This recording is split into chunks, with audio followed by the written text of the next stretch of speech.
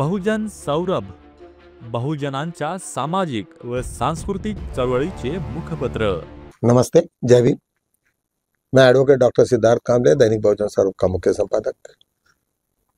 आज खुशी की बात है कि आज हम लोगों ने सीज फायर हुआ है। पाकिस्तान के साथ में जो युद्ध था हमारा, वो आज युद्ध विराम हुआ 17 बजे से। वो ये तय हुआ कि पाकिस्तान और इसके बीच में कोई सीज फायर नहीं होगा, कोई लड़ाई नहीं होगी, ना कुछ होगी।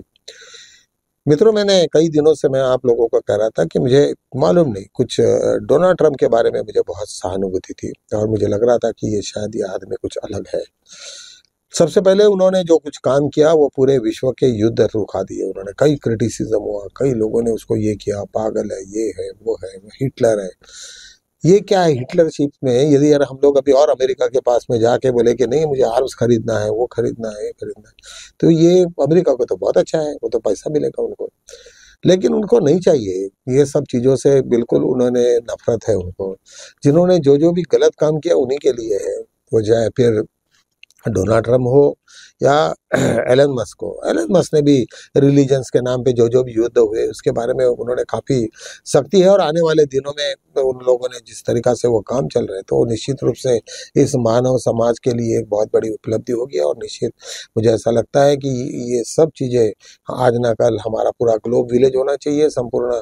शायद ऐसे भी कोई कंसेप्ट हो सकता है कि पूरे विश्व ही एक विलेज हो, सब बैरियर टूट जाए, सब टूट जाए, कहीं भी रहो, कुछ भी करो, कोई ये नहीं है, लेकिन वो कॉमन एजुकेशन और ये सब रहा तो कोई दिक्कत ही नहीं है। पूरा विश्व ही एक जैसा ग्लोब विलेज बन जाएगा। कहीं भी जाओ, पूरे कहीं भी काम करो, जहाँ पे भी अच्छा काम करोगे उसको पैसे भी उतने मिलेंगे।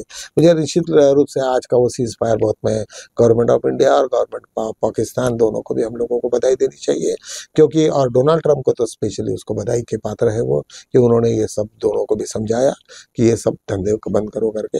बहुत अच्छी बात है। चलो तो एक दूसरी एक न्यूज़ लेके आ जाते हैं। आज मेरे ख्याल से अभी जस्टिस खन्ना जी का अभी आखिरी का वक्त चल रहा है, और 14 तारीख को वो रिलीव होने वाले, 13 को उनका लास्ट डे है। वो एक एडवोकेट्स ऑन रिकॉर्ड के सब जजेस एडवोकेट्स को कह रहे थे कि भाई तुम्हें सबसे अच्छा कि ड्राफ्टिंग बहुत अच्छी होनी चाहिए। तुम्हें जब भी कभी कुछ है तो कोई भी, हर आदमी को, हर सिटीजन्स को, जब तक तुम ड्राफ्टिंग नहीं सीखोगे तब तक तुम्हें कुछ नहीं होगा। लिखने वालों की संख्या बहुत ही कम है, और लिखते भी है कुछ तो बहुत गंदा लिखते हैं। कुछ लोगों को मालूम ही नहीं है कि वो क्या लिखा जाता है। उससे वो पढ़ने वाले को बोरियत होती है, पढ़ने वाला उसको कॉमनली उसको ढंग से नहीं पढ़ सकता, इंटरप्रेट नहीं कर सकता। तो सब कुछ खेल होता है ये लिखने वालों के ऊपर में। तो निश्चित रूप से हमारे देश में आप देखिए, डॉक्टर बाबा साहब अम्बेडकर की कोई भी किताब लो, बुद्धान धम्मा को आप ले लीजिए, जो इतना बड़ा बुक है, लेकिन एक 10वीं क्लास लड़का भी यदि यार पढ़ने को मिलेगा तो उसको इतना सिंपल शब्द, इतने सिंपल सेंटेंसेस तोड़ के उन्होंने बना के रखे, जो कि उनकी अंग्रेजी तो कोई बोलने वाली बात नहीं थी, वो सब लीगल के फॉर्मेट थे, उनको तो पूरा वो प्रॉपर वो कर सकते थे। लेकिन उन्होंने कॉमन आदमी के लिए जो जरूरत है वही शब्द का इस्तेमाल किया करके। जब अच्छा और होशियार आदमी होता है वो निश्चित रूप से चाहता है कि वो अपनी भाषा को, अपने को जो भी एक्सप्रेस करना है वो लोकहित में होना चाहिए, लोगों को समझना चाहिए, तो उसमें मतलब है। तो उसका वो ये था। सेकेंडली उन्होंने कहा कि यूरोप में जब भी कभी ड्राफ्टिंग होता है तो उसके कम से कम 7-8 पॉइंट्स होते हैं, बस, उससे ज़्यादा नहीं है। लेकिन उन्होंने कहा कि नहीं, उससे भी हटाओ, कम से कम तुम 3 या 4 पॉइंट्स रहे, तो आदमी उसमें जो भी जुडिशियल माइंड रहता है वो उसके ऊपर में कॉन्सेंट्रेट करके कि इसका ये कहना है। आप जितना ज़्यादा लेंदी करोगे, अभी हम लोग भी जब कोर्ट में खड़े होते हैं आर्गूमेंट के लिए तो हम टू दी पॉइंट ही रहता हमारा, क्योंकि सब जजेस को मालूम रहता हिस्ट्री क्या रहती है, उसका लॉ पॉइंट्स यदि जब हमने एक्सप्लेन किए तो निश्चित रूप से उनको इमीडिएटली अपील होती है और उससे रिलेटेड वो क्वेश्चंस के ऊपर में आता। बहुत बार ऐसा होता कि कोई जब काउंसिलर, एडवोकेट्स अननेसेसरी बातों को बिना मतलब घुमाते रहते, उसके वजह से बोरियत होती, जजेस को बोर लगता, उसको लगता है इसने पढ़ के नहीं आया। अरे सबको मालूम है कायदा क्या है, उसका क्या घटना होगी, लेकिन घटना के बाद में एक छोटा सा मैसेज तुमको देते आना चाहिए कि भाई ये लॉ पॉइंट्स है, यदि इस तरीका से हुआ तो निश्चित रूप से मुझे ऐसा लगता है कि ये सबके हित में है। आज एक सुप्रीम कोर्ट में बड़ा एक मसला आया एक इंडियन आर्मी का, और उन्होंने कहा कि भाई बहुत सारे जो रैंकिंग में लेडीज ज़्यादा हुई है क्वालिफाई, तो आप उनको दे देना चाहिए। तो काफ़ी उसमें ये हुआ, अच्छा मतलब संवाद हुआ, और उसमें जस्टिस दीपंकर दत्ता और जस्टिस मनी मोहन, ये दोनों भी जानते हैं, काफ़ी होशियार लोग और सीनियर जजेस हैं। उन लोगों ने कहा कि ये तो बात सही है कि ये उनको ये करना चाहिए। उन्होंने यहाँ तक बोला कि राफेल में तो आज हमारी लड़कियाँ इतना युद्ध के ऊपर में निकली है, तो निश्चित रूप से हमें उसके बारे में सोचना पड़ेगा कि आर्मी में कम से कम पूरा रिजर्वेशन भरे, और आर्मी में लड़कियाँ भी सुख ये रहे, स्वस्थ रहे।